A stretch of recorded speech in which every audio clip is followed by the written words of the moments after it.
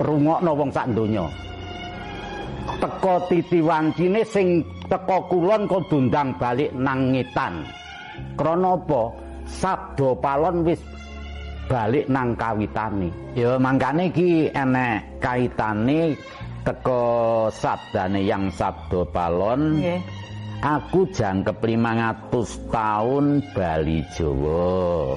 Terus enek kaitane iki wis teka titiwancine wolak-wali ing jaman Silemega bus kumambange watu iki.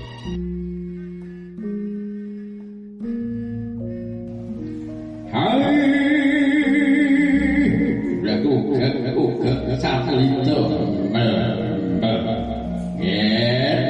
anak putuku kabeh tak wene weruh yen sejatine pamong tanah Jawa iku wis paujud wis mandhalma dadi manungsa lahir ana ing bumi tanah Jawa yaiku kang sinebut Eyang Sabda Palon.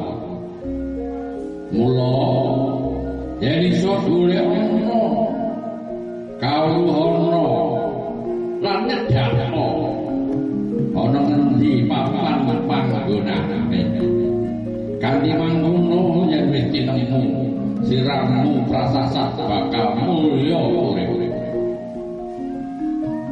bakal ayem bakal tentrem awet kayoman dening kanugrahane Gusti Pangeran Kang Maha Suci. Hai blek sabdito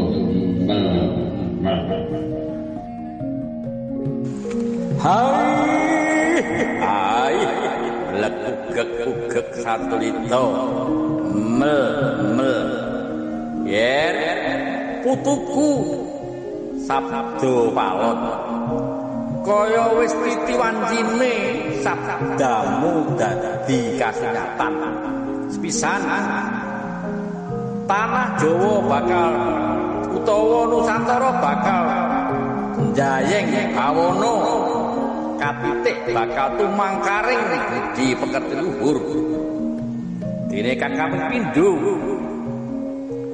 jumbuh marang sabdamu biyen kae kaya wis titiwancine kabeh mau dadi kasunyatan. Hai blek ugek sadulito mel